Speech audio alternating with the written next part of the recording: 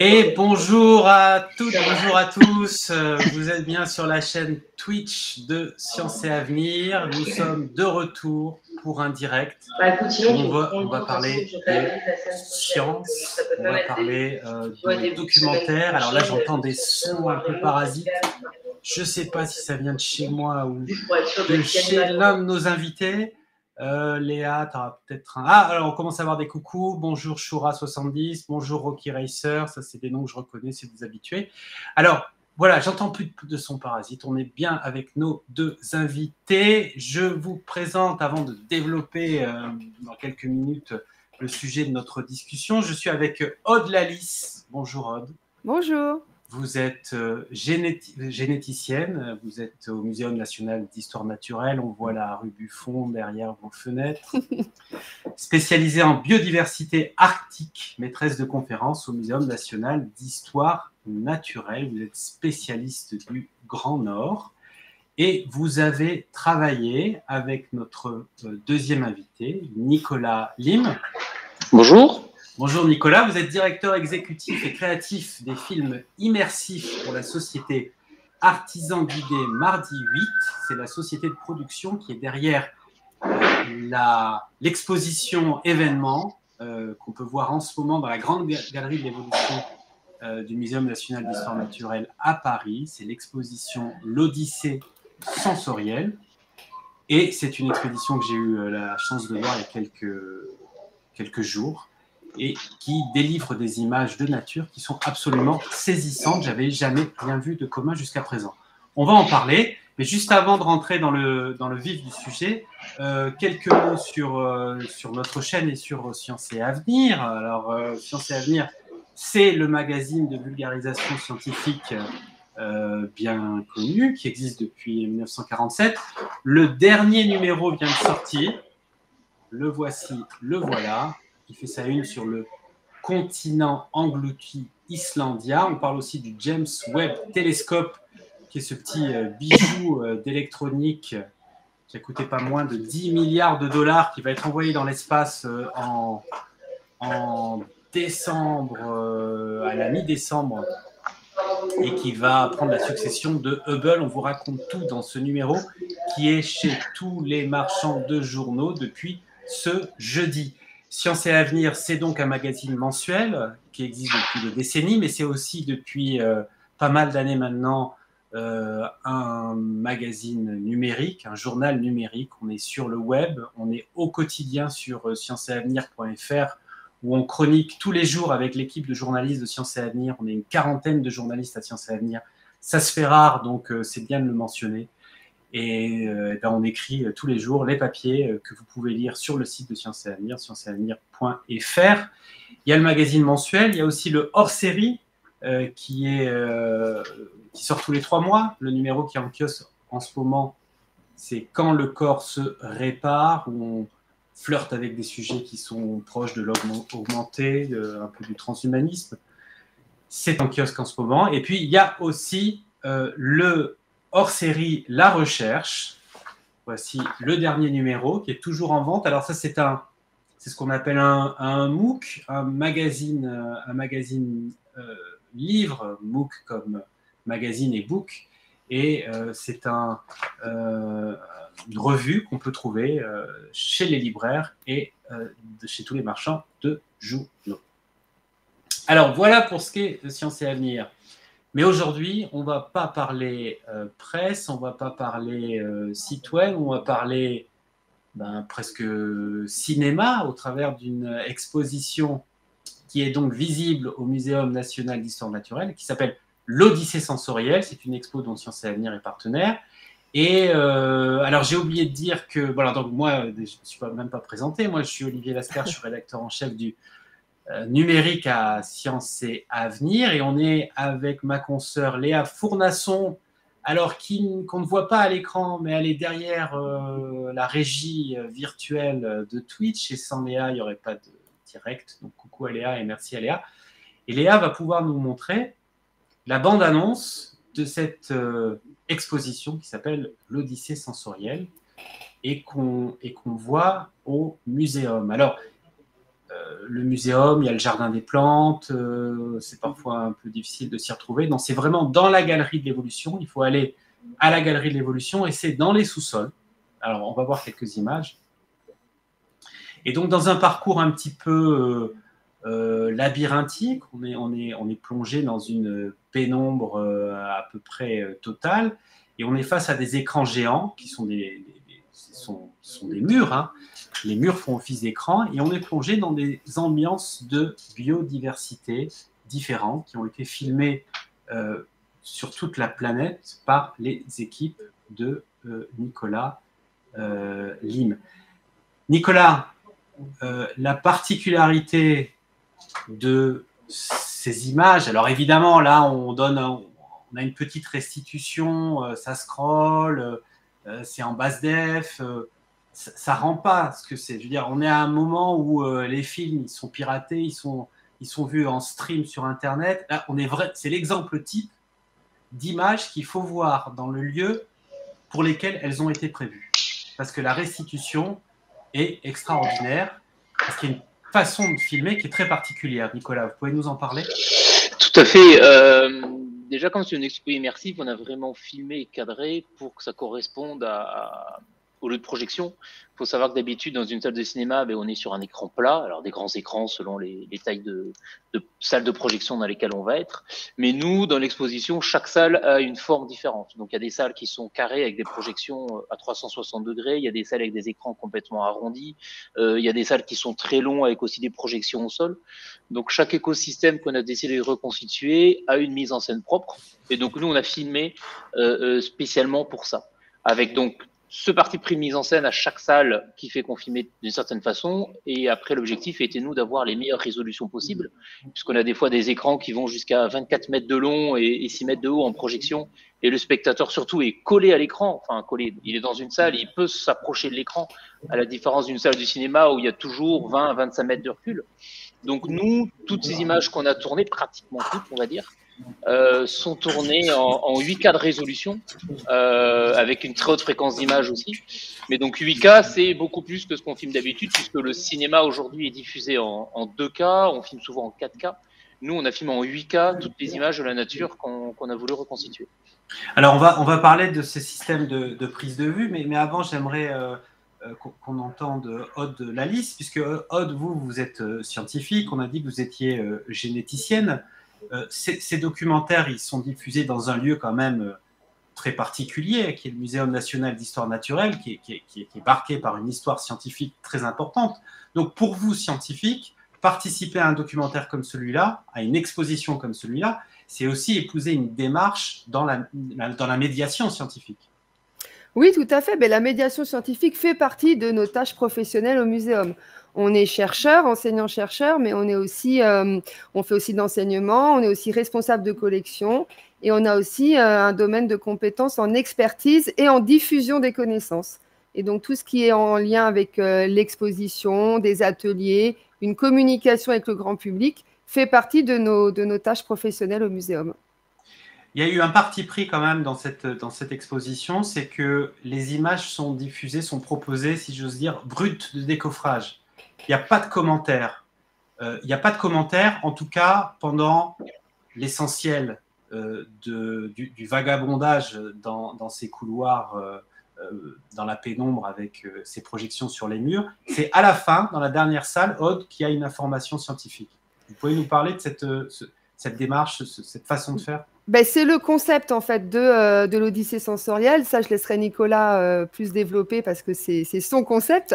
Mais l'idée, c'est vraiment en fait de lâcher prise et de laisser le visiteur ressentir, recevoir les images, recevoir toutes les informations et justement liées à différents sens, pour ensuite arriver à une dernière salle où là, on peut trouver des explications sur tout ce qu'on vient de vivre.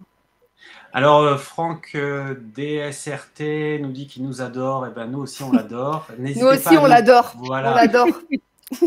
Et ben voilà, vous avez 3 adorations simultanées. N'hésitez pas à nous poser des questions. Je suis sûr que parmi vous, il y en a plein qui s'intéressent aux documentaires animaliers, qui ont envie d'aller sur le terrain pour filmer la nature, pour filmer les animaux. vous êtes là avec les bons interlocuteurs pour avoir des infos, je ne sais pas, même en termes de formation, d'école et de comment on y arrive. Nicolas, vous avez cité ces formules qui paraissent un peu magiques, là, 2K, 4K, 8K. C'est vrai qu'on voit ça, moi je vois ça dans des descriptifs de caméras, de prise de vue. Après, moi, on peut trouver ça, c'est un peu du charabia. Et puis, quand on voit vos images, là, quand on est face aux écrans, alors il y a une séquence, on va dire qu'il y a plusieurs écosystèmes, il y a plusieurs ambiances, mais il y a toute une partie qui est consacrée aux insectes. Oui. Et là, on se retrouve nez à nez avec le papillon qui est en train de flirter avec sa copine, l'araignée qui déroule son fil. Ça prend des dimensions dantesques, Lovecraftiennes. C'est extraordinaire. Et ça, c'est vraiment... Oui, bonne référence. C'est fou, on a l'impression d'y être, quoi. Et ça vient vraiment du 8K. C'est quoi le 8K, quoi, concrètement? C'est une histoire de pixels? Alors, il y a plusieurs choses. Le 8K, c'est la résolution sur laquelle on va capter l'image. Mais pour le coup, c'est la seule salle qui n'est pas filmée en 8K. Là, Olivier, on t'a eu. C'est la seule qui est filmée en 4K. Il y a deux choses sur cette salle qui, je sais, est une de tes salles préférées. C'est une salle qui marche bien. Pour ceux qui n'ont pas vu l'expo, savoir qu'il y a vraiment 8 salles d'écosystèmes qui ont été créées, avec une salle donc insectes, mais il y a une salle Grand Nord, il y a une salle... Peut-être que Léa peut nous montrer des photos, pas des images mouvantes, mais des photos qui viennent de ces insectes. Oui, Nicolas, vas-y. Comme l'image qui est derrière, là, en fond d'écran avec l'abeille. Donc là, c'est un tournage qu'on a effectué en France. On est resté dans l'Aveyron avec mon chef opérateur qui s'appelle Jean-Michel Poulichot. Et la spécificité de notre tournage, c'est que il y en a 3 en fait. On a tourné avec une caméra avec des images au ralenti extrême qui nous permettent d'aller jusqu'à 200, 300, 400, 500, jusqu'à 1000 images secondes. On pouvait aller. Donc ça veut dire que la fourmi qui passait, on l'avait vraiment ralenti et on pouvait la suivre. Ça, c'est la première chose. La deuxième, c'est qu'on a utilisé des optiques assez récentes sur le marché qui sont des optiques microscopiques, pas macroscopiques, mais microscopiques, qui nous permettaient vraiment d'avoir, de filmer en très gros plan des petits objets, puis de garder des grands angles devant. Donc, on est comme en macro, comme si on allait chercher un détail, mais on garde un grand angle de 24 mm pour aller être près des animaux.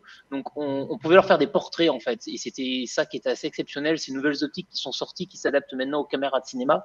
Donc, ça nous a fait des prises de vue assez exceptionnelles.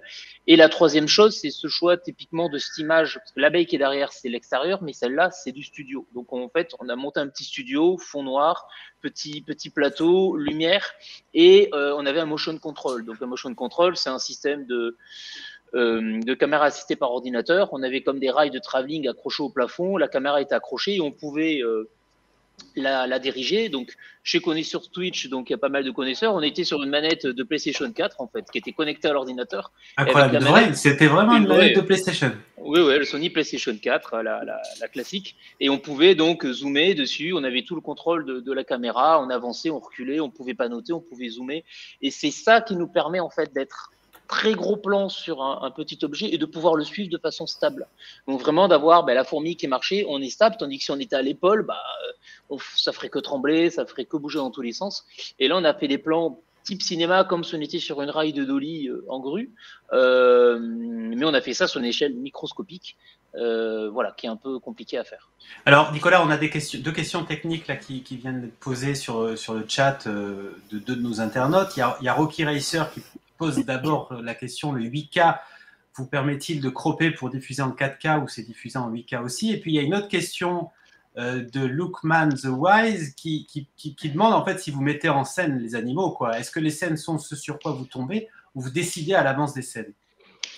Alors, pour Rocky Racer, donc le 8K techniquement peut permettre de cropper pour diffuser en 4K, mais en effet, nous, ce qu'on a fait, c'est vraiment filmer à l'ancienne. Ce qu'on a filmé, on le diffusait et on diffuse en 8K. C'est un peu la spécificité justement de l'Odyssée sensorielle. Ces écrans sont très grands, pas tellement plus grands que ce qu'on pourra voir dans une des plus grandes salles de cinéma IMAX en France. Mais là, vous, le spectateur, le but, c'est d'être devant l'écran et de pouvoir s'approcher très près. En cinéma, on diffuse du 2K. Là, on diffuse, nous, du 8K. On a même une salle qui diffuse du 10K, la salle Grand Nord, auquel Aude a participé au tournage. On est allé au Groenland. On diffuse exactement 9886 pixels, je crois, sur 2160. Donc, on est quand même sur des très hautes résolutions. Ça nous permet d'avoir une taille de pixels diffusée qui est très, très petite. On parle de 1,5 mm sur la taille de pixels. Et c'est ça qui permet d'avoir une qualité assez agréable lorsqu'on est près des écrans. Je crois qu'on a une séquence vidéo, Léa, où on voit aussi les conditions du tournage. On va voir l'équipement. Je sais pas si c'est des séquences qui seront au Groenland, mais peut-être, Aude, on peut parler de ce tournage au Groenland. Vous, en tant que scientifique, Nicolas l'a dit, vous l'avez accompagné, vous avez accompagné l'équipe du tournage. Vous étiez là pour un petit peu les tirer par la manche et leur dire bah, tiens, c'est ça qui est intéressant, ou pour leur donner presque un code de bonne conduite aussi, parce que quand on arrive dans des environnements comme ceux-là qui sont très préservés, on l'imagine, il faut sans doute pas faire n'importe quoi, et des fois on fait n'importe quoi à son corps défendant. Hein. Comment vous considériez votre rôle pendant ce tournage ? En fait, j'ai eu la grande chance de partir effectivement avec l'équipe. En fait, ma légitimité était dans le fait surtout de connaître déjà le Groenland. Et en même temps, je vais répondre à la question qui a été posée sur est-ce que les scènes étaient prévues ou pas. Lorsqu'on a discuté un petit peu sur la salle du Grand Nord, les idées se sont posées sur, en fait, on a envie de glace, de blanc, d'étendues de glace, de banquise. On avait identifié des espèces animales un peu emblématiques comme le morse et l'ours. Donc, la destination du Spitzberg, par exemple, s'est révélée.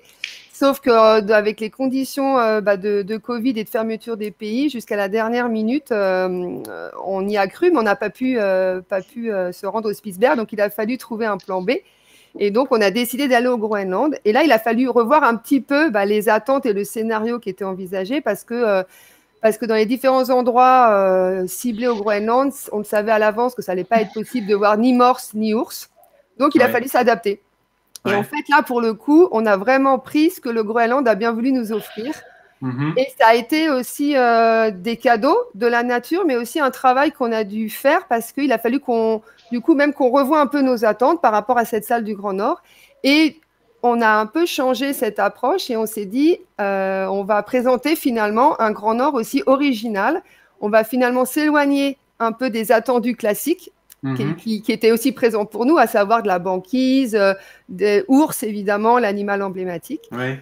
Et vous verrez, cette salle, elle est assez surprenante et elle donne une vision du Grand Nord très originale parce qu'on s'éloigne justement de ces attendus. Donc là, pour le coup, les scènes n'étaient vraiment pas prévues à l'avance. J'imagine, Aude, qu'il y a aussi une pédagogie à l'intérieur des considérations polaires à faire quand on travaille sur une scène comme celle-là. Parce que le grand public, c'est normal, on mélange tout. On mélange le pôle sud, on mélange le pôle nord, on ne sait pas où est la banquise. On a l'impression qu'il y a des ours blancs à tous les coins de rue. Votre rôle, c'est aussi d'organiser tout ça, non ? Oui, et le rôle, ça a été aussi de partager en fait pourquoi j'aime tant aller dans cet environnement et qu'est-ce que j'y ressens. Moi, l'équipe m'a approché et une des premières questions était pourquoi tu aimes aller là-bas et qu'est-ce que tu ressens et qu'est-ce que tu as envie de partager. Ensuite, il y a eu des questions plus précises qui m'ont posé problème. Par exemple, que sent la glace ? Ça, c'était une question que je ne m'étais jamais posée. Donc, ça a été aussi un exercice pour moi de suivre ce projet parce que je me suis posé des questions. Et le fait d'aller justement sur le terrain, j'ai aussi découvert finalement un écosystème que je pensais bien connaître différemment. Parce que j'ai été la petite main de l'ingénieur son et donc j'ai passé des heures finalement à écouter, ce qui ne m'arrivait pas forcément sur le terrain. J'ai pris le temps d'observer et j'ai été en fait l'assistante un peu des différentes équipes parce qu'on parle d'une équipe, mais il y avait des plongeurs, il y avait un ingénieur son, il y avait les images, il y avait un drone. Et donc, j'ai aussi pas mal fait l'assistante de Guillaume, le spécialiste du drone. Et ça m'a permis aussi de voir des vues aériennes. Et par exemple, les images, les scènes d'alimentation des baleines qu'on peut voir dans la dernière salle sont des scènes que je n'ai jamais vues de cette manière-là. Ah oui, donc, ça a été aussi pour moi des émotions finalement très fortes. Et pour le coup, c'est des scènes qui ont été tournées dans quelle région, les cachalots ? Il y a un passage avec les cachalots qui est à tomber par terre. Oui, ça, c'est les cachalots. Moi, je parle de l'île Maurice. Mais Aude parle du Groenland avec les baleines. Oui, vous étiez toujours sur le Groenland, d'accord. Attention, les cachalots ne sont pas des baleines. Ah mince. Faut bien que je fasse On s'est fait taper sur les doigts. On a appris. Donc, je parlais des baleines à bosse au Groenland. D'accord. Combien de temps ça a duré l'immersion au Groenland pour ce tournage? 12 jours, on a fait 12 jours embarqués, oui. 12 jours embarqués, donc on avait un bateau, on avait une équipe d'une douzaine de personnes, plus l'équipage, et pendant 12 jours, on a fait tout le tour de la baie de Disco, autour du Groenland, pour faire les prises de vue. Pour revenir un peu sur ce qu'a dit Aude, notamment par exemple sur le son, qui en effet est un très bon exemple, Aude, avec Damien, qui était notre ingénieur du son, on a fait des prises de son un peu originales, et c'est ça que je pense que Aude veut dire, avec des choses qu'elle n'avait pas l'occasion de pouvoir voir, même si elle connaissait très bien le Groenland, c'est que on avait un ingénieur du son qui a amené des super matériels, on est carrément à avoir des micros spéciaux qui vont dans l'eau, donc on a pu plonger les micros sous l'eau et écouter tout ce qui se passait, et c'est vrai que la surprise c'était d'avoir tout ce bruit de glace en fait, de petites bulles qui fondent en permanence sous les icebergs et qui remontent, et ça fait un petit bruit de picotement comme si on était rentré dans une bouteille de Coca-Cola. C'est assez marrant, et pareil, on était carrément en train de percer des bouts d'iceberg, à percer à la visseuse, quoi, pour mettre les micros à l'intérieur de la glace pour capter le son à l'intérieur du volume de la glace. Donc, il y a des petites expérimentations comme ça qu'on a pu faire avec les nouvelles techniques qui sont sorties, qui étaient assez intéressantes. Et on a aussi assisté à des vélages. Donc, en fait, ce sont des glaciers qui se cassent sur le front du glacier. Donc, ça crée des icebergs. Et ça, autant on peut le voir, autant on peut l'entendre en surface. Mais entendre ça venant de micros plongés dans l'eau, c'est exceptionnel. C'est des bruits... très profonds. Oui, mais c'est aussi des bruits très profonds. Donc finalement, c'est le centre de la Terre qui s'exprime. Enfin, moi, je suis partie dans des idées, dans des sensations que j'avais jamais eues. On entend les craquements sous la glace des icebergs. En fait, ça fait que craquer tout le temps en permanence. Donc, c'est pour ça que c'est dangereux aussi, qu'on fait attention à pas trop s'approcher. Si on s'approche d'un iceberg, on n'est pas à l'abri qu'il se retombe d'un coup en quelques secondes. Donc, il faut vite pouvoir partir en bateau. Donc, tout ce son, on l'écoutait en permanence, et c'est assez passionnant. Nicolas, on a d'autres questions là qui arrivent de la part de nos internautes. Lookman the Wise... Non, c'est pas Lookman, c'est Franck DRST qui dit quelle est la c'est technique là aussi, quelle est la température moyenne d'un capteur 8K en fonctionnement. Ça, c'est la question aussi, je pense en creux, de la gestion des conditions extrêmes extérieures avec le matériel technique. Quoi. Il ne faut pas tout casser. Alors, je ne connais pas la température moyenne d'un capteur 8K, j'avoue, c'est une question piège. La question est vache.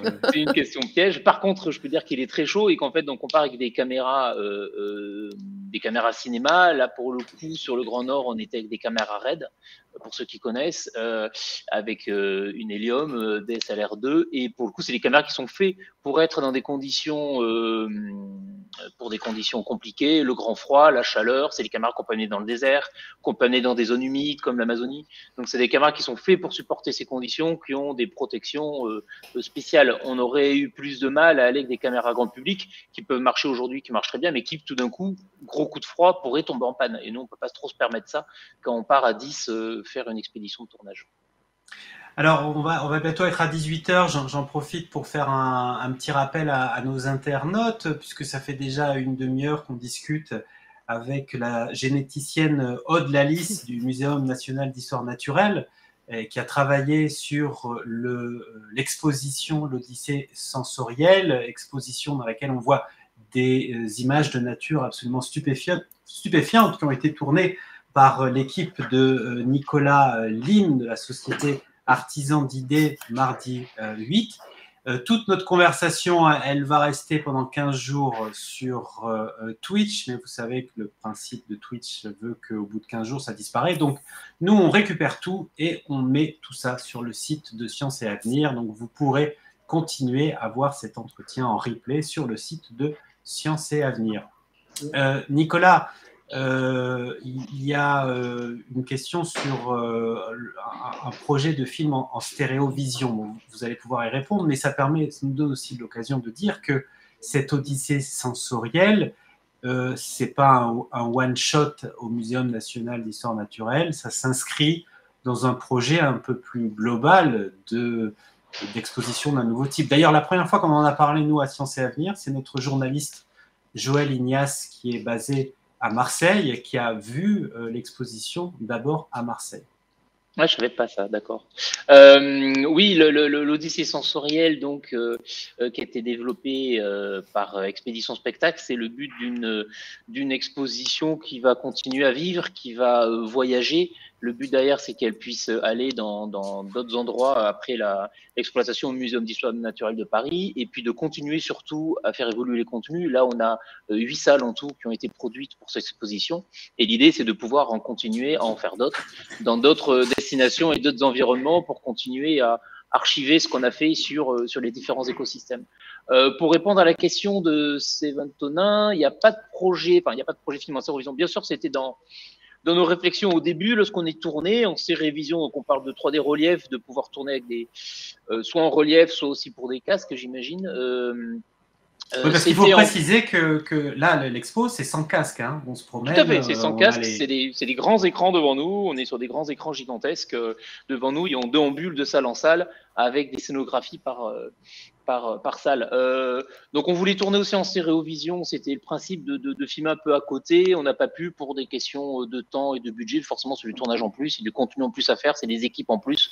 Donc, on n'a pas pu lors de ces tournages-là, mais ça reste, on va dire, dans les cartons de pouvoir un jour tourner là-dessus. Mais si on fait de la stéréovision, ce serait pour une exploitation parallèle que ce qu'on fait sur l'exposition, puisque nous, on n'a pas de casque. Mais on pourrait tout à fait avoir des casques à côté, à la sortie, et avoir des écosystèmes qu'on pourrait visiter aussi en casque virtuel.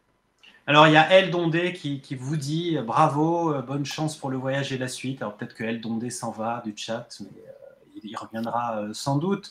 Il y a Franck DRST qui nous fait une petite blague, et le chat est aussi le lieu pour faire des blagues. Quand un iceberg craque, est-ce qu'on peut parler de dépression? Alors, derrière la blague, il y a quand même une vraie question, parce que, Aude, vous êtes spécialiste des, comment dirais-je, de l'anthropisation des mammifères, pas du tout de la glace. Oui, mais j'allais dire de l'anthropisation de l'écosystème, enfin de l'impact de l'activité humaine sur l'écosystème. Alors, je ne sais pas si on peut faire un lien direct entre le craquage d'un iceberg parce qu'il a été abîmé par le réchauffement, par les effets de l'activité de l'homme, mais au Groenland, on peut la constater, cette anthropisation de notre écosystème. Oui, mais merci à Monsieur Franck pour cette très belle question. Oui, non, mais de toute façon, on l'a constaté. Moi, je le constate, ça fait une petite dizaine d'années que je vais en Arctique et je le constate même à ma petite échelle où en retournant sur les différents endroits, je vois bien que certains glaciers ont reculé, par exemple.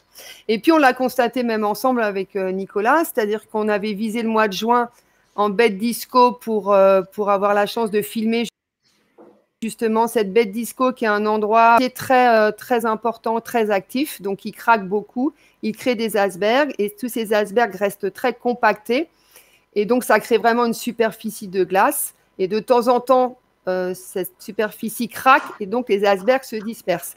En allant au mois de juin, on s'attendait vraiment à ce que justement il y a tous ces icebergs très présents, très compactés et avoir vraiment une impression voilà, de glace intense et compacte. Et en fait, on a trouvé une baie de disco avec des icebergs, certes, mais avec des grandes étendues d'eau. Et les guides inuits, on était avec des guides locaux qui nous ont aussi accompagnés, nous ont dit que de toute leur vie, et on avait Adam qui était avec nous, qui a une quarantaine d'années, ils n'avaient jamais vu la baie de disco au mois de juin aussi éclaircie, avec aussi peu de glace. Donc ça, c'est clair. Il ne faut pas en discuter pendant des heures. Il y a un réchauffement climatique qui est très visible en Arctique. La glace fond, la glace est moins épaisse, la glace est moins étendue, c'est certain, et ça a des conséquences sur tout l'écosystème, dont l'homme fait partie, bien sûr.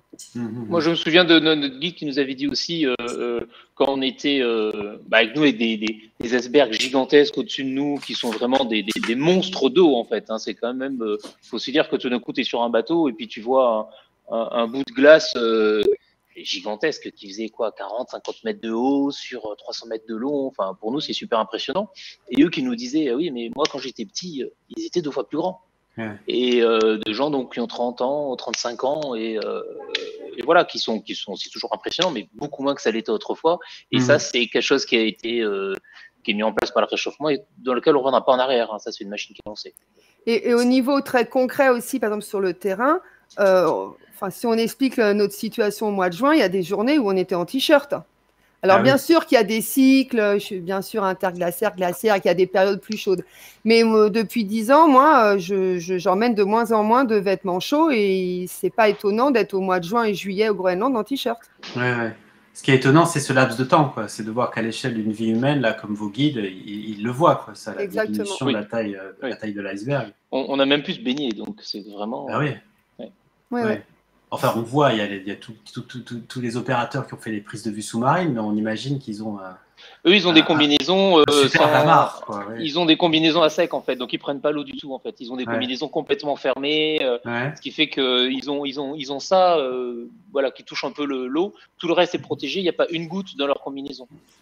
D'ailleurs, d'un point de vue physique, ces tournages-là, c'est quand même, il faut avoir une condition. On est proche des athlètes, quand même, non? Oh, ça dépend pour qui. Vous allez à la salle de muscu tous les jours, Nicolas, non? Non, pas du tout.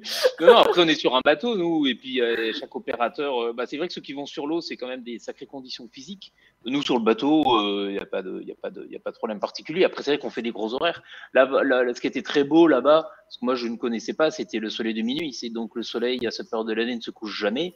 Donc, il descend à l'horizon, et puis il reste là comme un beau soleil couché, rasant, doré, et puis ensuite il remonte.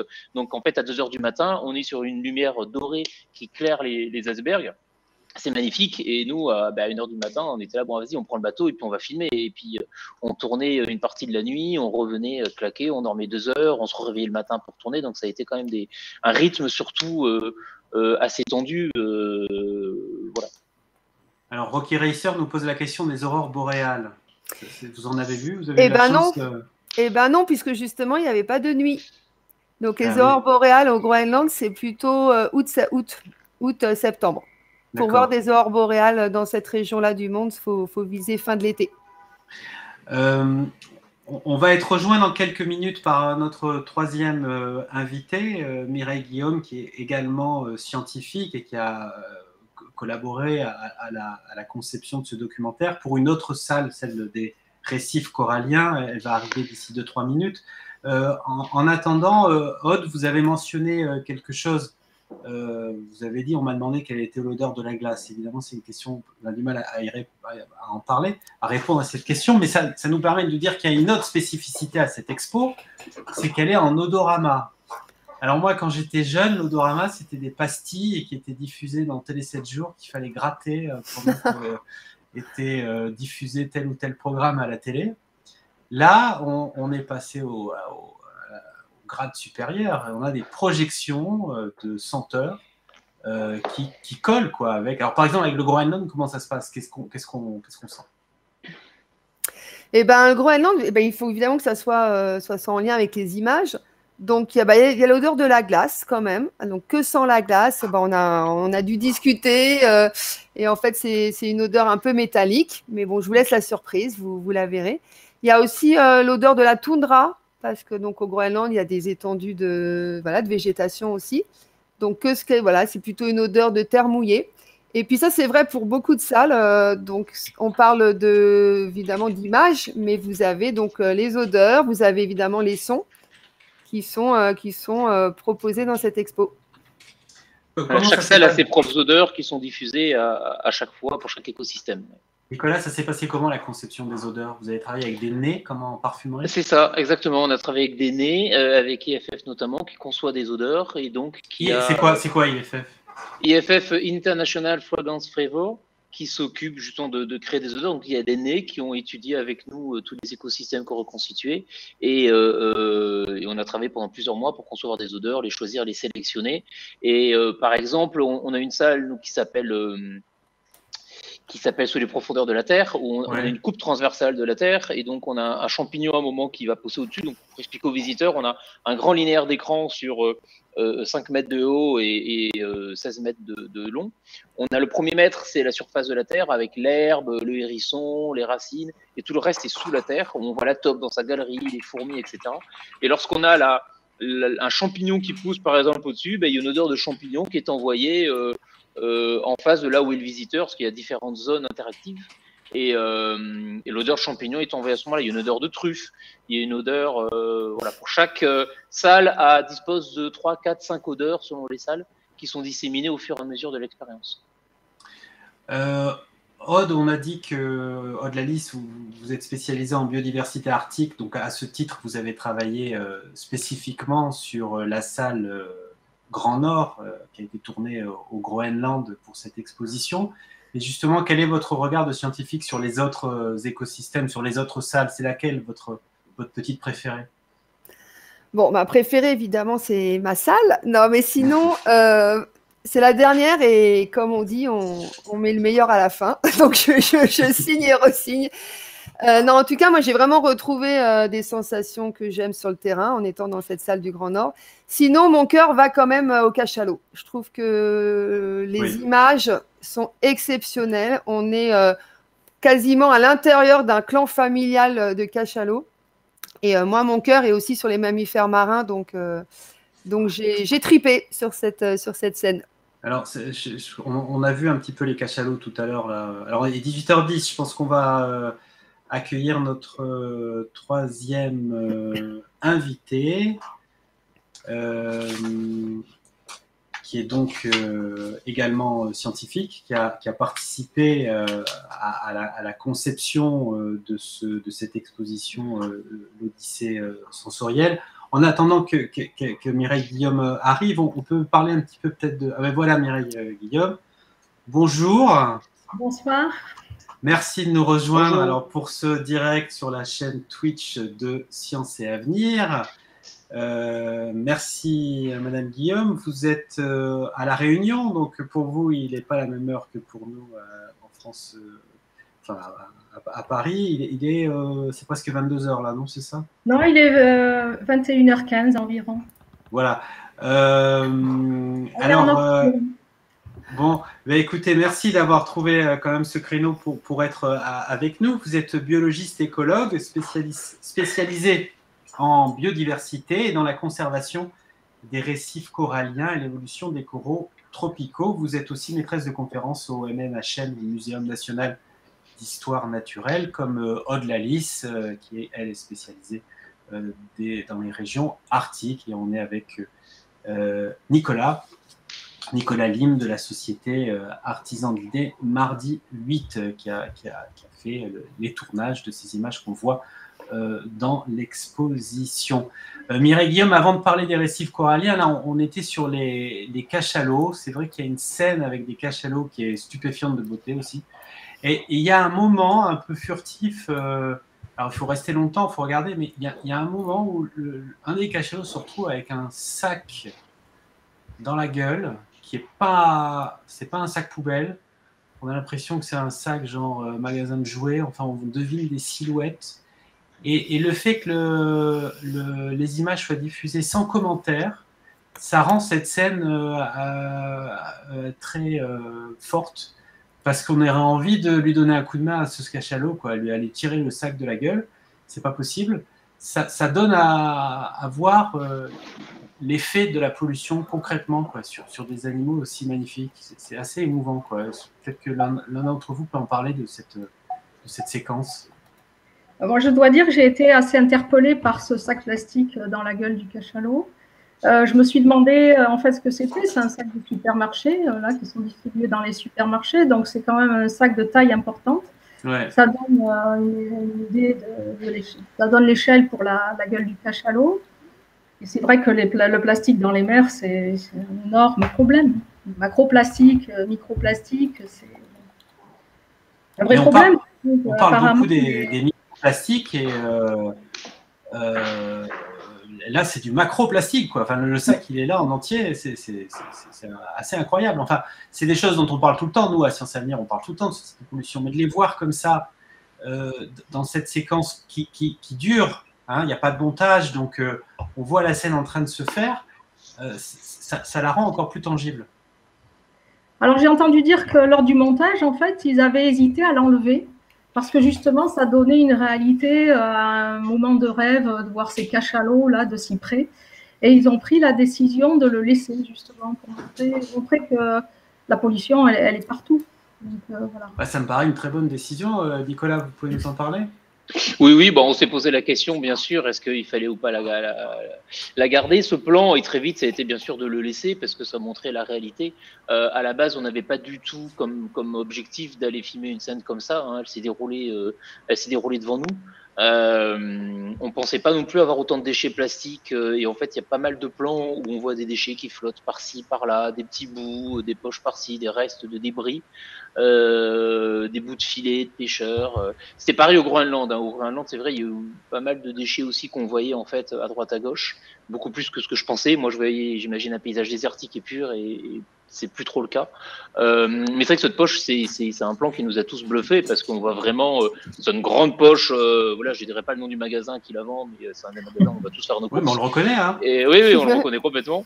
Et voilà, le cachalot, elle est coincée dans sa bouche et il peut pas l'enlever, quoi. Et il vit avec. J'espère qu'elle est partie au bout d'un moment. Mais c'est clairement un plan qui nous a choqués, qu'on a voulu laisser, puisque ça fait partie de ce qu'on voulait montrer aussi des écosystèmes. Alors, Aude nous disait tout à l'heure, attention, les cachalots ne sont pas des baleines. Bah. Allez-y, allez-y. Bah, oui. Qui confirme ou qui répond? Mireille? Ah ben non, vas-y, c'est toi la spécialiste, mais quand même, il y a de belles dents, hein, on les voit bien, là, Voilà. le sac est coincé entre les dents. Oui. C'est ça. Non, parce que par définition, les baleines sont des mammifères marins qui ont des fanons. Et donc, vous avez aussi les mammifères marins qui ont des dents. Ce sont donc plutôt des dauphins. Le cachalot a des dents, donc il est plutôt dans la famille des odontoncètes, donc des dauphins, des grands dauphins. Alors, ce qu'on voit de ces animaux, c'est qu'ils sont aussi, ils vivent des animaux sociaux, quoi. Enfin, on voit dans la séquence qu'ils vivent, j'allais dire, ils vivent en grappe. Ils sont, c'est quoi? C'est une famille? Comment décrire cette organisation sociale? Tu vas ou je... Vas-y, Nicolas. Non, bah là, ceux-là ont été tournés à l'île Maurice, dans le sud de l'île Maurice, et c'est une famille de cachalots qui est sédentaire en fait par rapport aux baleines qui justement voyagent à travers la planète. Eux sont sédentaires, restent dans la région de l'île Maurice. Le chef opérateur avec qui on a travaillé, René Euzé, les connaît en fait depuis 15 ans, il les filme depuis 15 ans, donc tous les ans il va là-bas, tous les ans il plonge avec eux. Les cachalots le connaissent, les bébés qu'il a vu grandir sont grands maintenant et le reconnaissent, dès qu'ils plongent, ils vont le voir immédiatement. Incroyable. Donc il les connaît très bien, et c'est pour ça qu'il a pu ramener ces images complètement incroyables de proximité. Ils vivent en effet donc en famille. Je saurais pas dire le nombre exact dont ils sont, mais ils sont toujours là au même endroit, et voilà, à vivre ensemble, à dormir ensemble, à jouer ensemble. Alors, on est toujours en direct sur la chaîne Twitch de Science et Avenir, hein, pour cette discussion autour de l'Odyssée sensorielle. Mireille Guillaume, vous faites partie des scientifiques qui ont travaillé avec les réalisateurs, l'équipe de tournage pour ramener ces images incroyables. On était en train de parler des cachalots et de cette organisation sociale. C'est troublant, quoi, de les voir comme ça. Pense à nous, quoi. Alors, ce qui m'a le plus marqué, moi, en tant que non-spécialiste, c'est que non seulement ils sont en groupe, mais ils se touchent, ils se collent, ils se frottent les uns aux autres. Vraiment, ils sont très, très tactiles. C'est troublant. Alors, vous, Mireille Guillaume, votre spécialité sont les récifs coralliens. Et effectivement, quand on se promène dans cette exposition qui est proposée dans la grande galerie de l'évolution au Muséum national d'histoire naturelle à Paris, il y a l'écran des cachalots, et en face de l'écran des cachalots, il y a un mur qui est dédié aux récifs coralliens. Et ces récifs coralliens, ils occupent un pourcentage très faible de l'océan, et pourtant, ce qu'on voit dans cette séquence, c'est que c'est une pouponnière extraordinaire. En fait, les récifs coralliens, il y a des phrases clés pour les présenter, pour présenter leur richesse, leur diversité.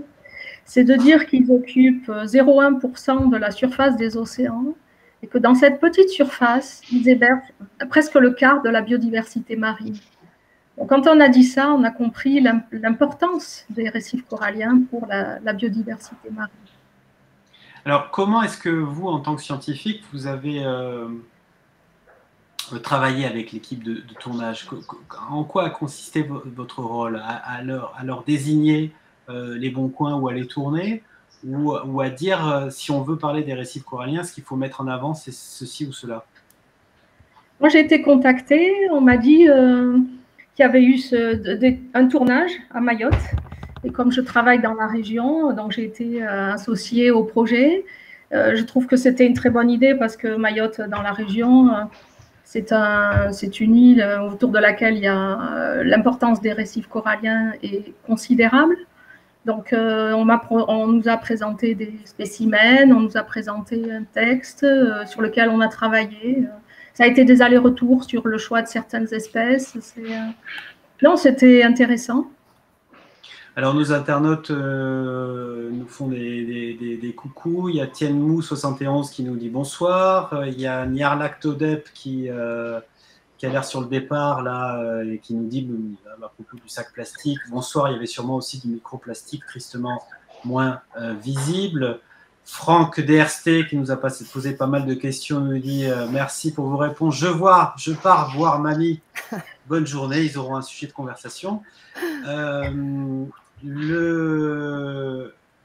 a parlé avec Aude Lalis des effets tangibles sur le Groenland, sur l'écosystème du Groenland, de l'action humaine, de la pollution humaine. Par rapport aux récifs coralliens, Mireille Guillaume, on parle très régulièrement du blanchiment des coraux, de leur dégradation en raison de la pollution. Est-ce que c'est un message aussi que vous vouliez faire passer au travers d'une exposition comme celle-là? Alors d'abord, je commencerai par vous corriger, parce qu'on ne parle pas du blanchiment des coraux, on parle du blanchiment d'argent, voilà. Mais on parle du blanchissement des coraux. En fait, c'est la voie active. Je fréquente trop de mafieux. de grammaire, donc de conjugaison. En fait, les coraux blanchissent, c'est la voie active, ils expulsent leurs microalgues qui sont de couleur brune. Donc, du coup, on voit par transparence le squelette calcaire qui est de couleur blanche. Donc, c'est la voie active. Et l'argent, il est blanchi par les hommes et les femmes aussi. Donc, voilà, vous comprenez la différence. Il y a deux mots différents. On parle du blanchissement des coraux et ça, c'est un déséquilibre important que l'on a commencé à avoir dans les années 1983, événement. Et à l'époque, on se demandait qu'est-ce que c'était. Voilà, tout d'un coup, les coraux, ils étaient blancs. On a fait une étudiante à l'époque, directeur de thèse, on ne savait pas. J'ai présenté ça à un congrès international, personne ne connaissait. Ça, c'était donc en 83. Maintenant, en 2021, on sait clairement ce que c'est. C'est les postes, on sait que c'est l'impact des changements climatiques. Et donc, c'est gravissime au niveau du devenir des récifs coralliens.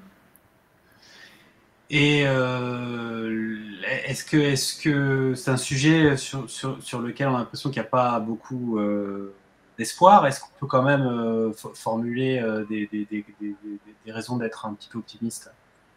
Oui, alors en fait, l'étude du blanchissement donne des résultats. Enfin, on connaît de mieux en mieux comment ça fonctionne. Mais les scientifiques, en fait, ils s'organisent, ils essayent d'être des forces de proposition pour le devenir des récifs coralliens.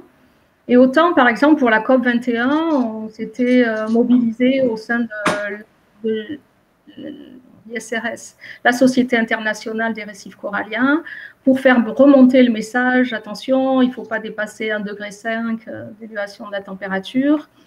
Autant là, pour la COP26, quand on voit des modélisations qui montrent qu'on en serait plus à 2,7 degrés.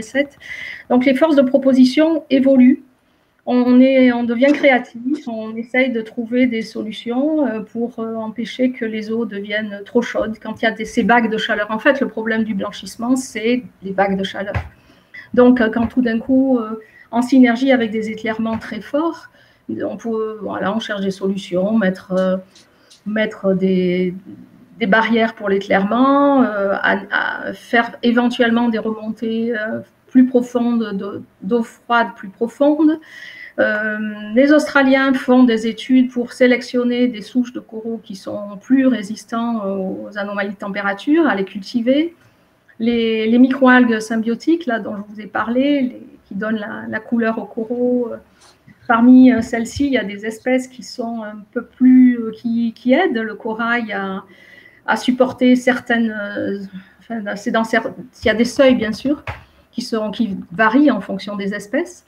Mais ces microalgues, donc certaines aident le corail à supporter certaines anomalies de température. Donc voilà, on est plus dans les forces de proposition pour aider et favoriser autant que possible l'adaptation des coraux tropicaux au réchauffement climatique. Ça veut dire qu'il y a des expérimentations qui ont été menées pour justement essayer d'appliquer ces traitements? Qui sont menées, qui vont être développées, oui, oui, tout à fait. Et là, alors il y a Rocky Racer qui nous pose une question. Est-ce que là, on parle sur le chat, est-ce que le corail dont on parle là, il est mort ou est-ce qu'il peut être soigné, quoi? Est-ce qu'il peut revivre? Alors en fait, le blanchissement, comme je vous disais, le corail, il expulse les microalgues qui sont dans ses tissus. C'est vraiment très profond, c'est dans la couche intérieure. Hein. Elles sont là, les zooplantelles. Donc il les expulse, mais il n'expulse pas tout. Et souvent, sous les coraux, quand vous avez des formes tabulaires, sous les tables, il peut rester des zooxanthelles. Donc celles-ci peuvent se multiplier à nouveau, ou il peut éventuellement en récupérer. En fait, l'idée, c'est que si l'anomalie de température ne dure pas trop longtemps, qu'elle n'est pas trop importante, le corail peut récupérer. Il peut pas repartir, bon, ça a été un stress, mais au contraire, ça peut lui permettre pour l'avenir de supporter d'autres vagues de chaleur. Mais en fait, si l'anomalie est très importante, que ça dure trop longtemps, alors là, oui, il y a mortalité sur des pans entiers de récifs, de superficie, de la Grande Barrière d'Australie, 30% de barrières perdues, c'est très alarmant. Alors le corail, c'est quelque chose qu'on associe aux eaux chaudes, mais je crois que c'est pas vrai. Il y a des coraux en eau froide. Aude Lalice, est-ce que dans les régions que vous fréquentez, on en trouve également? Oui, on en trouve, mais je vais passer la parole à Mireille parce que moi, je reste en surface. Je m'occupe de ce qui est sur Terre. Alors, je peux aussi quand même parler mammifères marins. Mais pour tout ce qui est coraux, oui, il y en a dans les eaux froides, mais je passe la parole à Mireille. C'est surprenant. Enfin, c'est une idée qui n'est pas du tout. Enfin, on ne le sait pas, ça, qu'il y a des coraux en eau froide. Si, il y a des récifs coralliens. En fait, des coraux, il y en a à toutes les profondeurs. Après, l'idée, c'est de se structurer et de construire des récifs coralliens. Donc, ce qui est le plus connu, avec des îles coralliennes de sable blanc générées par les coraux, ça, c'est dans la zone intertropicale à faible profondeur. Mais il y a des récifs coralliens plus profonds qui eux, ne se développent pas aux dépens de l'association à bénéfice réciproque, la symbiose dont je vous ai parlé entre le corail et la microalgue. Donc, ces récifs peuvent se développer dans des zones de contact entre des masses d'eau de densité différentes, dans lesquelles on peut avoir des concentrations en zooplancton et puis d'abord en zooplancton, puis en phytoplancton importantes. Et à ce moment-là, le corail, avec ses tentacules, là, il attrape le zooplancton. Et à ce moment-là, il a suffisamment d'énergie pour construire des barrières de corail. Alors, on a notre internaute Niarla Topdeck qui pose la question: est-ce qu'on pourrait déménager des bouts de récifs pour les implanter dans des régions plus adaptées? Alors, cette question, ça me guide vers le complément que je voulais faire.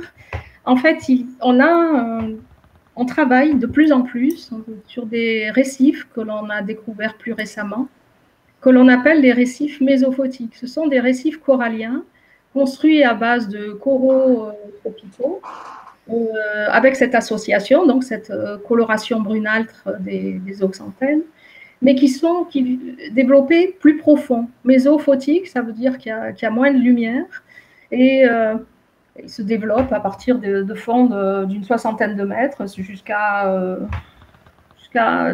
300 mètres. Enfin, il y a une étude récente en Polynésie française là, qui a été conduite. Il y a aussi des programmes à La Réunion, d'ailleurs, sur les récifs mésophotiques. Donc, c'est des récifs qui sont de plus en plus étudiés. D'abord, on a cherché à les décrire, on cherche toujours à les décrire. Mais surtout, la question, c'est est-ce que ces récifs qui sont moins impactés par le réchauffement climatique, par les vagues de chaleur, est-ce que les coraux de ces récifs pourront fournir des larves qui viendraient à alimenter les récifs moins profonds? Donc en ce moment, c'est vraiment aussi un des axes de recherche qui est de plus en plus développé. Et c'est un sujet sur lequel il y a une collaboration internationale, enfin c'est un sujet qui est majeur pour toute la communauté. Oui. Bon, alors après, il y a un bel ouvrage d'ailleurs qui est sorti, qui fait une belle synthèse là récemment. Mais il y a effectivement, oui, une collaboration internationale pour essayer de comparer ce qui se passe à l'échelle de chaque région, dans la mer Rouge, avec la Polynésie française, la Réunion, enfin voilà. Alors Nicolas Lim, on a dit qu'il y avait tout un écran, enfin tout un mur, je ne sais plus comment dire, qui était consacré au récif corallien. Vous pouvez nous parler des conditions de tournage de cette séquence-là, puisque c'est une séquence sous-marine, il faut rester longtemps sous l'eau. Est-ce que ça se passe en plusieurs jours Oui. Une équipe avec une rotation, je ne sais pas. On a fait une dizaine de jours de tournage. De mémoire, on était sur une dizaine de jours sur place. Donc, on était sur l'île de Mayotte. On avait un bateau, 3 plongeurs en fait, un plongeur chef opérateur avec 2 assistants caméra, plongeurs et sécurité. Et nous, l'objectif de cette salle, ça a été de filmer des bouts de récif, des éléments différents qu'on a mis devant des fonds bleus. Comme on fait des trucages, en fait, Oui. des trucages hollywoodiens, on a mis des fonds bleus sous l'eau, on portait des fonds bleus derrière, donc tout le monde était en bouteille de plongée, bien sûr. Et donc, on a filmé des bouts de récif, et d'ailleurs, on les a recomposés pour nous offrir justement aux spectateurs un grand mur de corail un peu idéal, où on pouvait retrouver beaucoup d'espèces côte à côte. On allait avoir une murène. On a fumé les murènes séparément et puis on l'a réintégré dans le paysage de corail qu'on a recomposité. Alors, je crois qu'on a des extraits vidéo du récif. Peut-être que Léa va pouvoir nous montrer ça.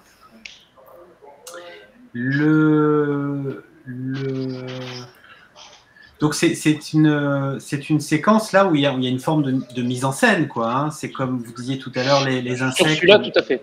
Tout à fait. C'est vraiment mise en scène et recomposité derrière en trucage. Mais donc on avait tout, voilà, l'équipe, on était sous l'eau à trimballer notre voilà les fonds bleus. Ouais. La caméra dans son caisson sous-marin, le fond bleu qui était posé. On a filmé comme ça des bouts de coraux sur des durées très longues. Et dans l'espoir derrière, donc de pouvoir recompositer tout un environnement. On a fait des plans très longs où on voyait les poissons passer en continu devant nous. Donc c'est eux derrière qu'on a détouré et remis dans le paysage qu'on avait recomposité. Et on a pu faire 12 jours comme ça de tournage. Donc il y a un travail de post-production qui doit être très très conséquent sur une exposition comme celle-là. Oui, tout à fait, puisque là, donc, on est sur du compositing, ça mélange du compositing, du matte painting, et on est sur des résolutions de 8K, 8000 pixels sur la salle récif. Donc c'est assez lourd, avec des machines un peu costauds, de la fibre optique pour relier les machines sur les serveurs, sur les disques durs. Voilà, on a beaucoup de terras de données de ce qui ont été ramenés. On parle sur Sunsoro Odyssey d'à peu près 150 terras de rush. Aude Lalis, on a évoqué rapidement, Mireille Guillaume a cité la COP26 qui vient de s'achever, qui s'achève sur une tonalité un petit peu amère. Enfin, on parle beaucoup d'échecs à propos de cette conférence internationale.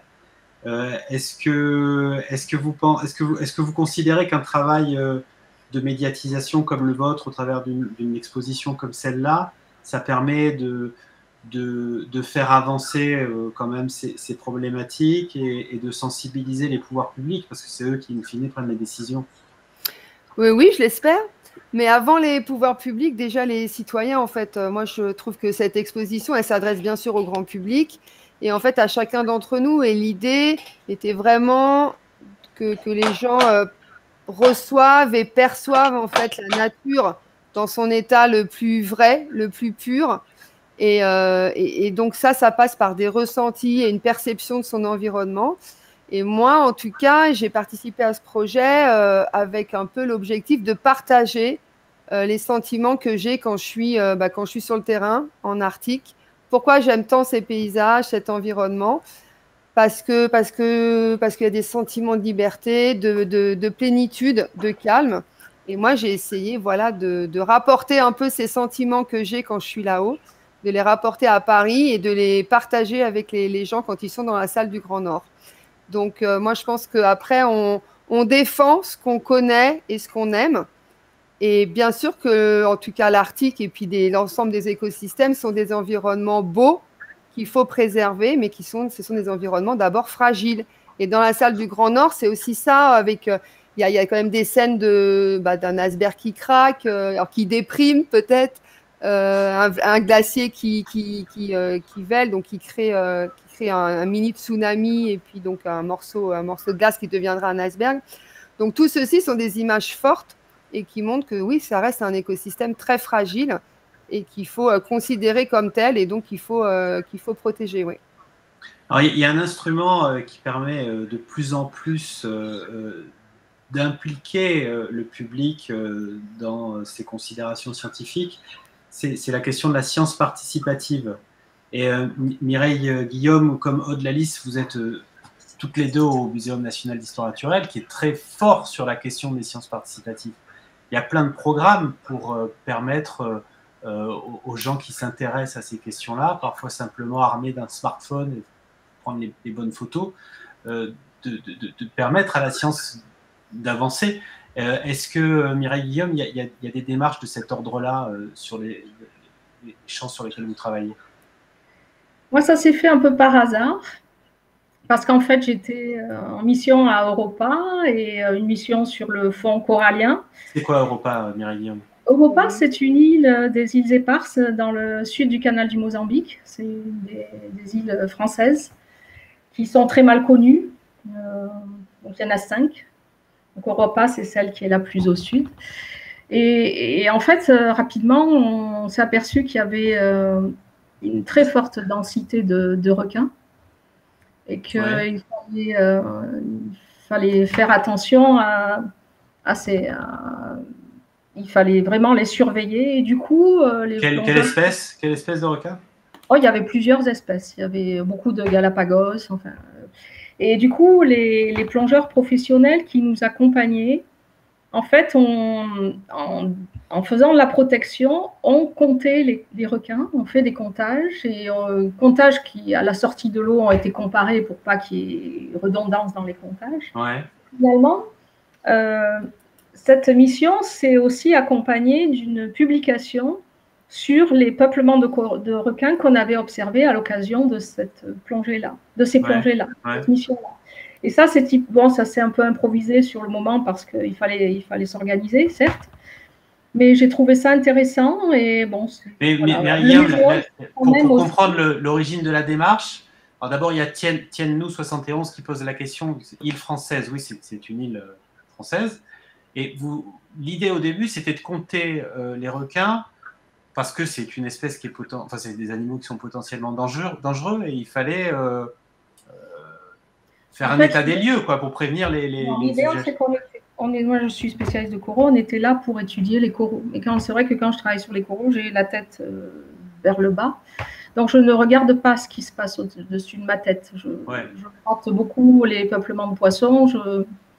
En l'occurrence, les requins, c'était préoccupant. À la Réunion, il y a une vraie crise requin, il y a un vrai problème requin. Vous avez dû depuis un moment, oui. Et donc, du coup, on s'est retrouvés dans des peuplements qui n'étaient pas l'objectif de ce qu'on avait prévu de faire, mais que, du coup, pour se protéger, on a étudié, on a compté.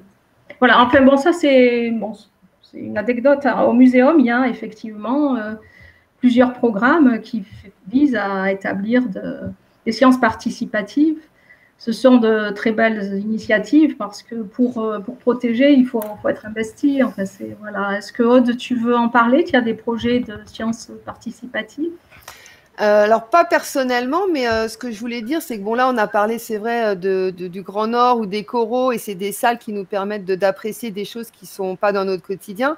Mais dans l'expo, il y a aussi des choses qui sont finalement très proches de nous, mais qu'on ne connaît toujours pas, comme le sous-sol, comme il y a une salle, là je vois une petite mention de chauve-souris, la prairie avec les insectes. Et là, le muséum a des projets et des programmes participatifs, parce qu'en fait, on se rend compte aussi que finalement, on connaît aussi très peu de choses sur la nature qui nous entoure.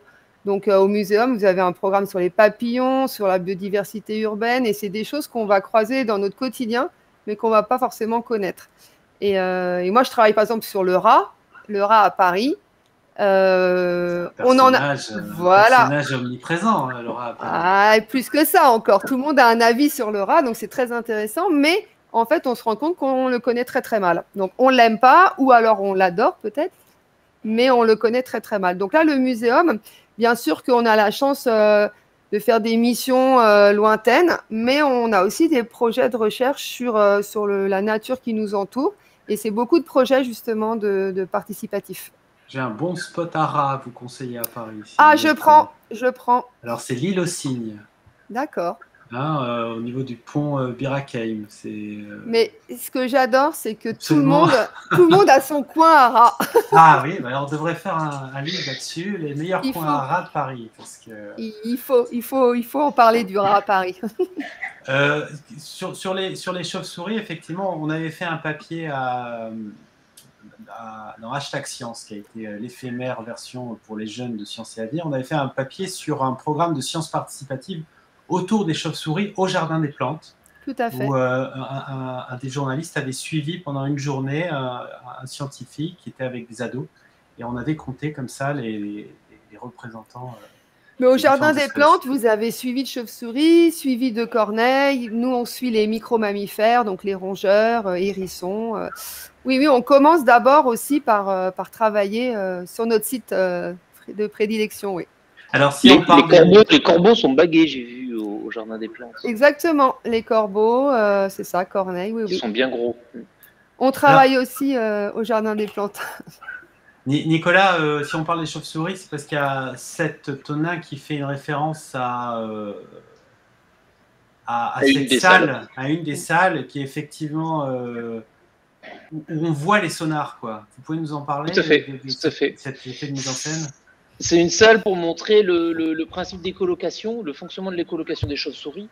Donc voilà, l'exposition n'est pas que de la vidéo, il y a plein d'autres choses derrière, justement. Il y a une salle complètement sans image avec du son à 360 degrés, etc. Et donc il y a cette salle sur les chauves-souris qui, elle, est une reconstitution en technique de photogrammétrie. Donc la photogrammétrie, ceux qui ne connaissent pas, c'est du scan laser qu'on fait dans la forêt. On met notre scanner et puis on scanne tous les environnements et ça nous fait des nuages de points, un peu comme la base de ce qui se fait quand on fait des mèches en 3D pour de la création. Mais là, c'est l'environnement réel qui est reconstitué en 3D, en fait. Donc nous, on récupère un modèle 3D de la forêt existante et on peut mettre notre caméra à l'intérieur et on a reconstitué à l'intérieur donc le mouvement des chauves-souris qui tournent autour de nous et qui envoient leurs ondes d'écolocation.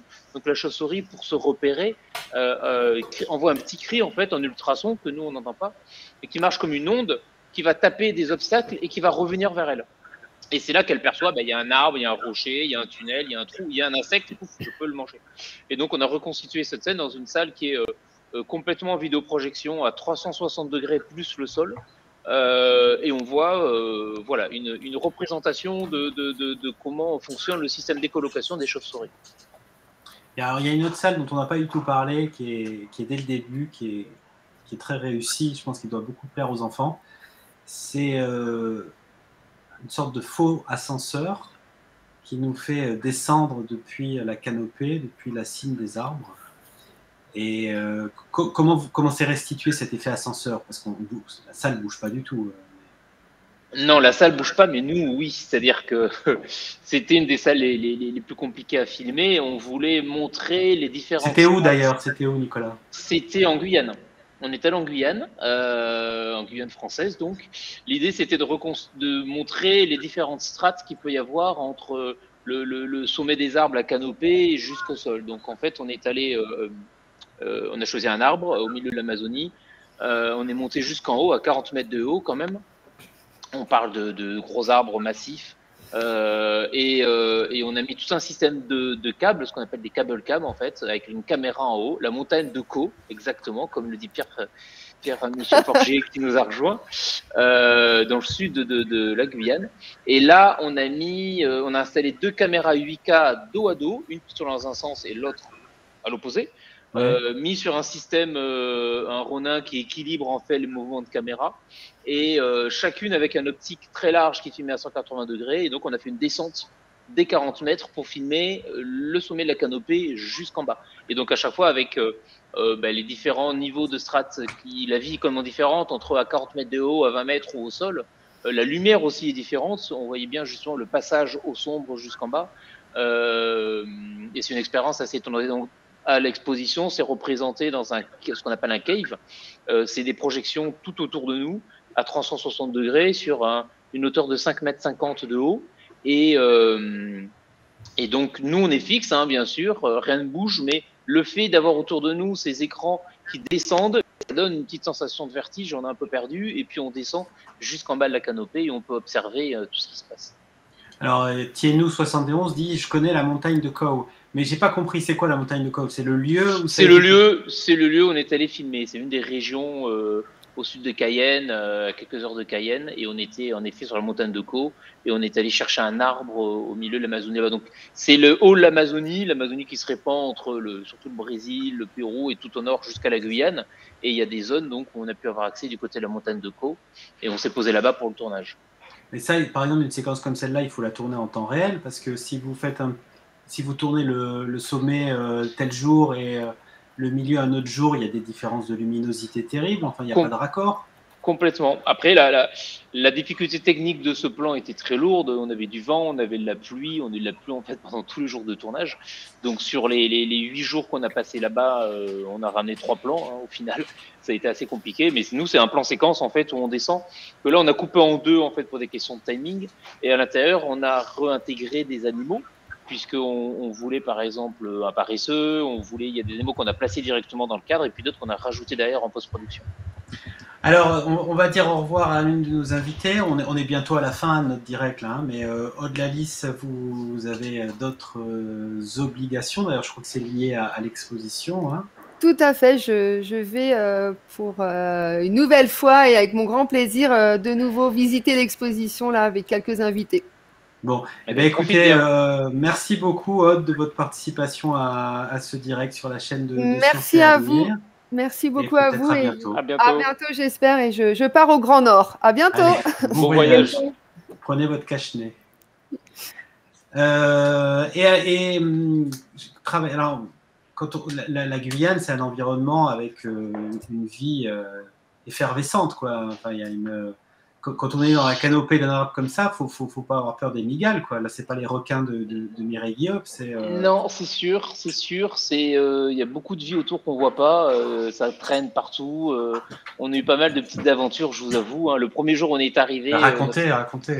Notre ingénieur du son, le premier jour on arrive, par exemple, Damien, le même que celui qui perce les icebergs à la perceuse, va aux toilettes, et puis juste à côté de lui, un serpent qui était posé là, enroulé juste à côté de ses pieds, un serpent mortel. Si jamais il avait été mordu, il avait eu 2 heures en fait de survie si on l'amenait pas à l'hôpital.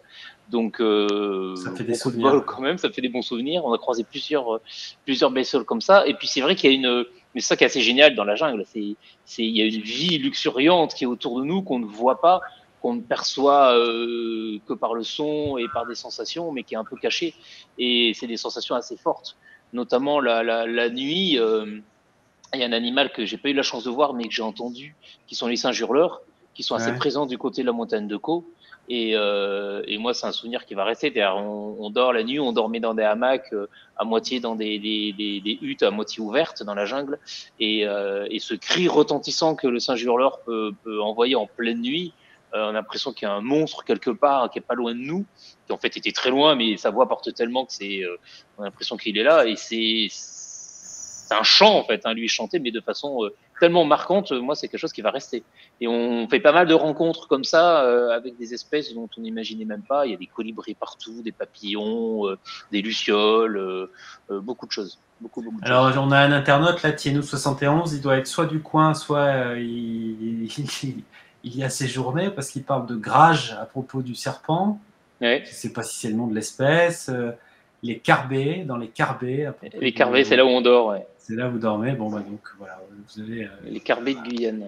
Un spécialiste. Alors Mireille Guillaume, vous, c'est pas la Guyane, c'est la Réunion. Là, on a dit vous nous avez rejoint depuis la Réunion où vous travaillez. Vous êtes sur un programme en particulier que vous pouvez peut-être évoquer à l'occasion de ce direct? En fait, je suis sur plusieurs programmes, mais avant de vous les présenter, je voudrais dire que la salle de la Canopée en Guyane, moi, elle m'a époustouflée. J'ai trouvé que c'était époustouflant. C'est la salle que j'ai préférée. Et cette descente-là de 40 mètres, apparemment, c'est d'une beauté. Le rendu est magnifique. Bravo, hein, bravo. C'est chouette. C'est vrai qu'elle est étonnante. Est-ce qu'il y a des projections d'odeurs aussi dans cette salle-là? Parce qu'on a dit il y a des odeurs tout à fait, et puis du son, bien sûr, puisqu'on a capté le son en quadriphonie aussi, hein, pour bien retransmettre l'ambiance sonore à 360 degrés. Donc, on avait pareil notre ingénieur du son accroché aux arbres toute la nuit et toute la journée pour capter les ambiances. Et il y a des odeurs, tout à fait. Alors, Thienou nous dit qu'il a passé 18 mois en Guyane. Il a travaillé au BRGM. On a toutes les infos. Donc, Mireille Guillaume, à La Réunion, vous êtes sur différents programmes autour de la problématique des récifs. Oui. Je vous parlerai celui des mini-récifs. On a construit des mini-récifs en PVC. Et en fait, une sorte de petits hôtels pour récupérer. C'est des structures qui font 20 sur 20 d'eau, donc c'est pas très gros. Donc. Et c'est des petites structures pour récupérer la petite faune cachée des récifs coralliens. Donc ça, c'est un programme ces structures-là, ces mini-récifs, qui sont appelés par les Anglais des ARMS, ça correspond des Américains, pardon, à un programme international qui permet de comparer la petite faune cachée des récifs coralliens sur différents récifs du monde. Le but, c'est la question que vous posiez, c'est de pouvoir faire des comparaisons entre les différents sites. Et donc là, on a la faune cachée des récifs coralliens, c'est quoi? C'est des des bactéries? Vous parlez de... Oui, en fait, c'est des petits crabes, des petits vers, des petites ophiures, des petits coquillages, mais vraiment, ça fait, en fait, on a des tamis pour prélever. Donc, c'est du plancton, quoi. Enfin, c'est de l'ordre du plancton, c'est des micro-organismes. Non, c'est au-delà, quand même. C'est des petits planchers. En fait, moi, j'appelais ça aussi pour les journées de la plongée des HLM à faune cryptique. Donc voilà, les planchers sont très proches. Donc on récupère vraiment de petits organismes qui ont été jusqu'à présent assez mal étudiés, alors qu'ils ont un rôle prépondérant dans la chaîne alimentaire. C'est vraiment la base de la chaîne alimentaire pour tout ce qui est pêcherie, tout ce qui est poisson. Donc voilà, donc il y a une belle diversité. La diversité, elle est là, dans les taxons, vraiment une très grande diversité. Donc c'est intéressant. Alors l'approche, elle se fait par génétique, c'est-à-dire d'abord on trie, donc on laisse les structures, on les met pendant 2 ans. On revient au bout de 2 ans. On n'en a pas perdu. On a perdu un. Il y en a un qui a été arraché sur une 50aine qu'on avait posé entre Rodrigue et La Réunion. Et donc, au bout de 2 ans, on les prend, on récupère les petites bestioles, là, on trie, ça c'est assez ludique. Et pour les étudiants, ça leur montre bien la diversité. Il y a de jeunes étudiants qui sont très sensibilisés, qui sont très, très intéressés par la petite faune marine. Et puis après, il y a une partie qu'on ne peut pas trier et qu'on gratte, on le met au mixeur. Et ça, après, c'est étudié par génétique. Ouais. Alors, les petits animaux, ça va être du barcoding. On va arriver à des séquences caractérisant chaque espèce. Ouais. Et le broyat de la totalité, ça va être traité par métabarcoding. Et là, ça donne une idée. En fait, ça donne la diversité au niveau génétique. Alors, on ne détermine plus les bêtes. Là, c'est des OTU, des unités taxonomiques opérationnelles. Et ça permet d'avoir une idée de la diversité sans avoir la détermination de tout. La raison en est, c'est que la diversité diminue, le nombre de systématiciens, malheureusement, décroît. et qu'il y a une telle densité qu'il faut aller beaucoup plus vite. Donc, on se sert d'outils moléculaires de pointe pour caractériser cette diversité de cette petite faune cachée, donc de ces petits crabes, petits vers, petites étoiles de mer. Non, si vous avez prévu, je vous aurais montré des photos. Enfin, c'est vraiment la beauté de la diversité. Mais là, justement, vous êtes aussi, vous êtes témoin de la pollution là. Que je veux dire, quand vous reprenez ces petits HLM sous-marins, il y a les microplastiques, il y a les. Alors sur Rodrigue, il y a eu un site qui avait blanchi, donc on avait prélevé en 2017. En 2016, il y a eu un événement de blanchissement majeur. Et sur un site, le site de Rivière-Banane, en fait, quand on est revenu, il y avait quasiment plus de coraux. C'était remplacé par des macroalgues. Ça ressemblait un peu à vernaculairement parlant, à un champ de salade. Ouais. Et du coup, c'était un peu de la soupe dedans. Hein. Ça, c'est... Voilà, on le voit à tous les niveaux. Hein. On le voit par ces HLM à biodiversité marine, mais on le voit aussi en mettant le nez sous l'eau. Mais par rapport à votre question, il y a des sites sur la planète, dans la ceinture intertropicale, qui résistent mieux que d'autres. Oui. On a la chance que dans le triangle de corail, ces archipels en Indonésie, que l'on appelle triangle de corail parce que justement la diversité corallienne y est la plus élevée sur la planète, en fait, les coraux présentent des capacités d'adaptation et de résilience au réchauffement climatique. Donc ça, c'est aussi porteur d'espoir. Ah oui. Certes, comme je vous le disais, il y a des pans entiers de récifs qui s'effondrent, mais il y a certains récifs qui sont porteurs d'espoir. Oui. Alors, on va arriver à la fin de ce direct. Hein, il va être 19h dans quelques minutes. Nicolas, quel est l'avenir de cette nouvelle technique de prise de vue qu'on voit dans l'Odyssée sensorielle? Est-ce que vous êtes en train de plancher sur la suite? Hop, micro. Oui, disons que nous à Artisan d'idées Mardi 8, on s'est fait une spécialité parmi d'autres choses de ça. On fait déjà des contenus pour les musées, pour la muséographie et de l'immersif. On avait déjà travaillé pour l'exposition Cité millénaire qui avait eu lieu il y a 3 ans à l'Institut du monde arabe, où on avait aussi des grandes projections immersives qu'on utilisait. Et puis nous, surtout, on veut continuer à pouvoir poursuivre l'Odyssée sensorielle, à développer d'autres écosystèmes. Il y a tellement de choses sur la planète magnifiques à aller filmer. On voudrait continuer à pouvoir avoir la chance de produire des contenus de ce genre pour l'exposition, enrichir le contenu. Et puis donc on a d'autres expos immersives qui vont être moins en technique de film, mais on en prépare d'autres là avec le Louvre notamment. On est sur d'autres expos immersives où on essaie de jouer sur aujourd'hui ces grands écrans pour immerger le spectateur, pour lui créer des univers, en fait, recréer des univers sur le grand écran. Le même principe que le casque VR, sauf que le casque VR, il y a quelque chose d'un peu limité, moi je trouve, sur l'utilisation, sur la pratique et surtout sur le partage qu'on peut faire avec d'autres personnes. Donc nous, on est beaucoup sur ce côté immersif de grande projection pour que le spectateur se retrouve dans un autre monde, dans un autre univers et qu'il puisse découvrir et apprendre quelque chose. Peut-être juste une dernière question, là, je ne sais pas si on peut y répondre rapidement, mais Mireille Guillaume, il y a Thienou qui s'interroge sur le combat entre les algues et les coraux, puisque vous parliez tout à l'heure de ces d'avoir découvert des salades. Oui, des champs de salade. Enfin, ça, c'est vulgairement parlant, mais ça illustre bien ce qu'on a vu. Des champs de macroalgues. Et en fait, ce qui se passe, c'est qu'avec le blanchissement, l'événement de blanchissement qui s'est produit en 2016, donc les coraux sont morts. Et du coup, après, les algues prennent... En fait, c'est une compétition permanente entre les coraux et les algues pour occuper le substrat. Tout ça, c'est contrôlé par les herbivores. Le rôle des poissons, justement, de la pêcherie, des poissons herbivores, des poissons perroquets. Et donc, tout est lié. C'est vraiment des compartiments clés qui contrôlent le devenir des récifs coralliens. Est-ce que j'ai répondu à la question, Thienou? Écoutez, Thienou va nous dire si...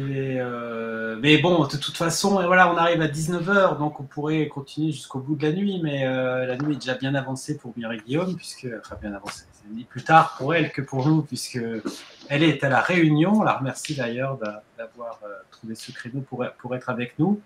On parlait donc aujourd'hui sur la chaîne Twitch de Sciences et Avenir de l'exposition L'Odyssée sensorielle, qui est à voir en ce moment à Paris, dans la grande galerie de l'évolution du Muséum national d'histoire naturelle. Précédemment, elle était à Marseille. D'ailleurs, peut-être qu'elle sera bientôt ailleurs, je sais pas. Alors, à Marseille, c'était des prototypes que votre journaliste avait pu voir. C'était plutôt les espaces de travail qu'on faisait pour développer justement l'exposition, où on avait en effet reconstitué une partie des salles pour travailler en direct. On avait invité quelques journalistes à venir voir. D'accord. Et là, elle va jouer au Muséum d'histoire naturelle jusqu'au mois de juillet. Entendu. Alors voilà, on était avec Nicolas Lim, directeur exécutif et créatif des films immersifs pour la société Artisan d'idées Mardi 8, qui est donc à la manœuvre pour cette exposition L'Odyssée sensorielle, qui a bénéficié du travail de scientifiques qui ont été consultants pour cette expo. Parmi ces scientifiques, il y avait donc Mireille Guillaume, biologiste écologue, qui était avec nous depuis la Réunion, spécialisée en biodiversité, dans la conservation des récifs coralliens et dans l'évolution des coraux tropicaux, maîtresse de conférence au Muséum national d'histoire naturelle. On était aussi avec Aude Lalisse, qui a dû partir il y a une dizaine de minutes, généticienne spécialisée en biodiversité arctique, et elle aussi maîtresse de conférence au MNHN. On était sur Twitch. Merci de nous avoir suivis. Vous pourrez revoir l'intégralité de cette vidéo sur le site de Sciences et Avenir, sciencesavenir.fr. Il y aura un direct la semaine prochaine sur Twitch, un autre direct qui sera présenté par Carole Châtelain, la directrice de la rédaction de Sciences et Avenir, et ça sera sur la fake food et les bizarreries qu'on peut trouver maintenant dans les rayons de nos supermarchés, avec une scientifique qui est spécialisée sur ces questions. Au revoir, merci à tous, merci à nos invités. Au revoir. À tous. À bientôt. Merci bien. Bon succès à l'Odyssée. Merci. Merci.